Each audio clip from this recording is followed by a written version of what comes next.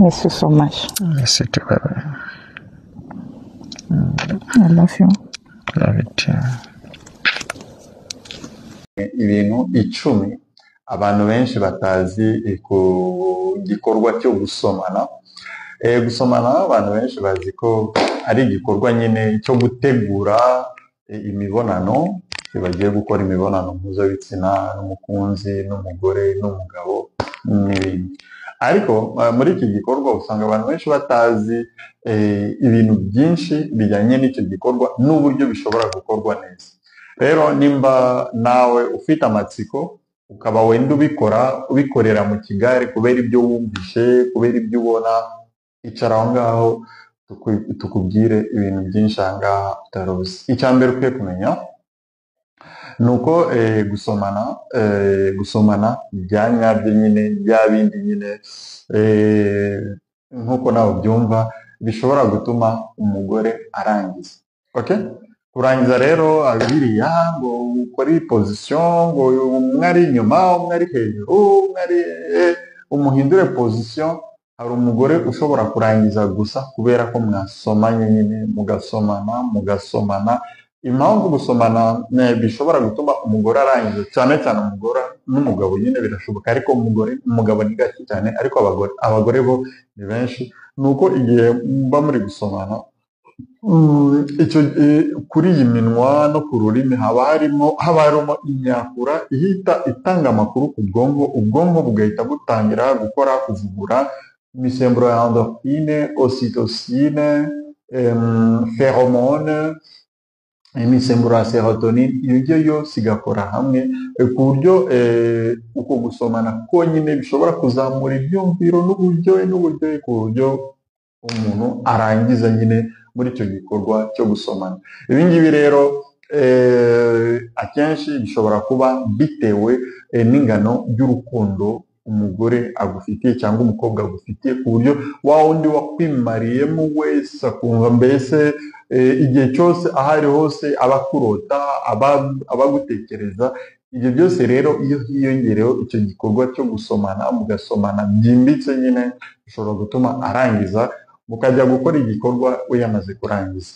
Hanyuma waba uri umugabo ukaba wigirira ikibazo cyo kurangiza vuba, ukaba wiboneye amahirwe nyine, kuko nimba wiboneye amahirwe ukaba urangiza mu masegonda 30, umukunzi wawe cyangwa umugore wawe cyangwa umusheri wawe yarangije, aho ngaho ntabwo azakuveba, kuko we aba yamaze kurangiza kumva uburyohe bwe, nawe bwa buryohe bwawe bw'amasegonda 30 ukagenda ukabwumva. Aha ngaha ariko tugomba kukubwira ko umugabo urangiza vuba ntabwo aba yarangije bya nyabyo. Okay?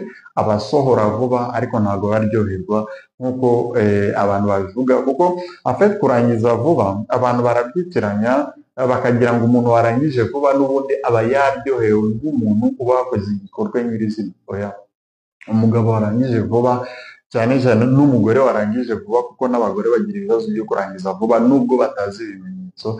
Umugabo warangije vuba ntabwo aba yaryohewe. So icyo ni icya mbere. Icya kabiri dukwiye kumenya, gusomana byimbitse ntabwo ari ibintu biba paraza. Oya, gusomana byimbitse biriya bishobora gutuma umugore arangiza, akasa nk'utakaje ubwenge, agasa nk'utakaje controle. Biriya biterwa n'amagene, ibyo bita complexe majeure d'histocompatibilité. Iyo complexe majeure d'histocompatibilité ni utunyangingo ndangasano muba mufite mu mubiri wanyu tuba duhuje. Utwo tunyangingo tuba duhuje rero igihe musomanye muri ubwo buryo, tugatuma umubiri wanyu uvubura ya misemburo. Ibi ngibi noneho kubera ingano y'umusemburo wa ocytocine uvuburwa muri icyo gihe cyo gusomana, akaba aribyo bituma abantu basomana cyane byimbitse, usanga ari abantu bakundana cyane, abantu batekerezanaho cyane, abantu badashobora gutandukana. Akenshi usanga abantu batandukana kubera utubazo dutandukanye, utubazo twa nyatwo, utubazo tudasobanutse.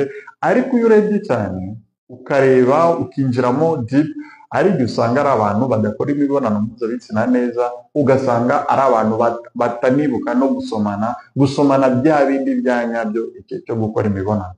Rero nimba ushaka ko umubano wanyu ukomera hagati yawe n'umugore wawe cyangwa hagati yawe n'umugabo wawe, mujye mufata umwanya uhagije wo gusomana bya nyabyo. Apana biriya byo kugusoma ku itama amasegonda maze akigendera, apana biriya byo gukozaho akigendera, oya ntabwo bari kukubipa. Muba mugomba gusomana bya nyabyo kugira iyo misemburo ya oxytocin ivugurwe neza, maze urukundo rwanyu rwogera.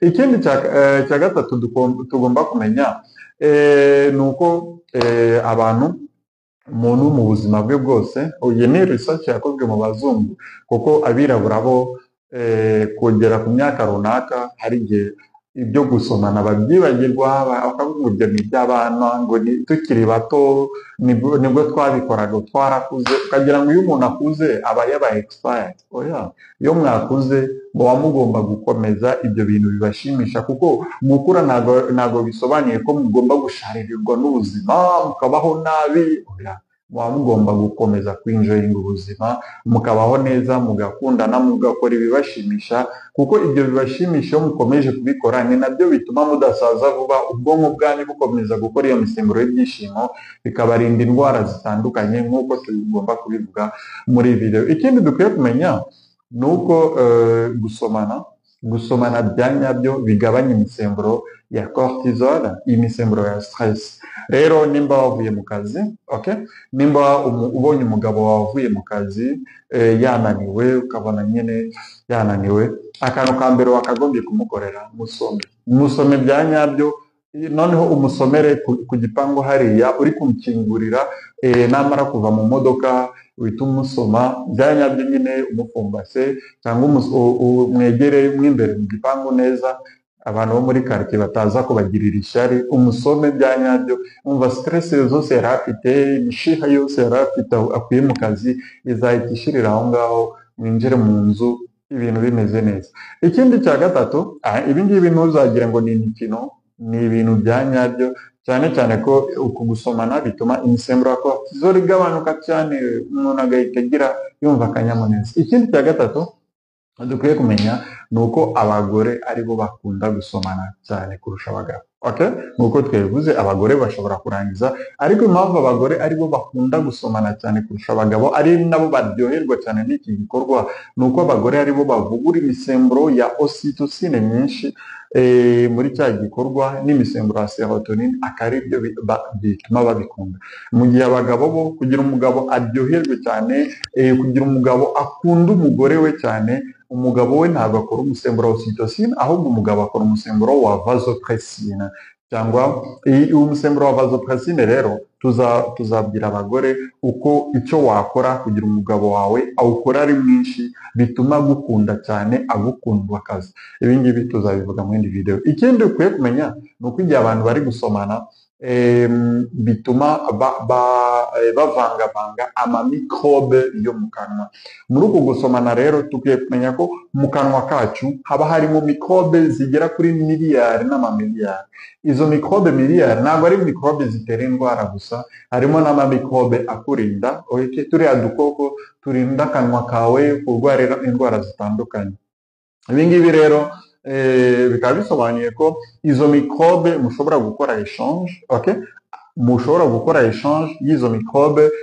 Mikrobe wari ufite zirinda indwara zawe mu kanwa, ukazivanga na mikrobe za mugenzi wawe, bityo rero bikaba byabafasha kwirinda indwara zitandukanye. Ariko aha ngaha tunamenya ko igihe waba urwaye mu kanwa, urwaye amenyo, urwaye ishinya, urwaye iki, ugasoma umuntu mu buryo bwimbitse, ushobora kumwanduza izindi ndwara. Akaba ari niyo mpamvu mbere yo gusomana uba ugomba kureba ubuzima cyangwa ubuziranenge bw'akanwa kawe, utaza kwanduza mugenzi wawe, cyane cyane igihe ugira impumuro mbi mu kanwa, igihe ugira ibibazo by'amenyo, mbese igihe ugira ibibazo by'akanwa, uba ugomba kubanza kwisuzuma, ukivuza, maze ukabona kujya muri ibyo bintu byo gusomana, ureke kwanduza mugenzi wawe. Ikindi dukwiye kumenya ni uko igihe abantu bari gusomana, mu bushakashatsi byagaragaje ko umubiri wabo utwika ibinure bigera muri kalori 26. Ibi ngibi bishobora kuba ari na bike, ariko igihe musomanye mu buryo bwimbitse birumvikana ko bishobora kubafasha mu kumva musa nkaho muruhutse cyane.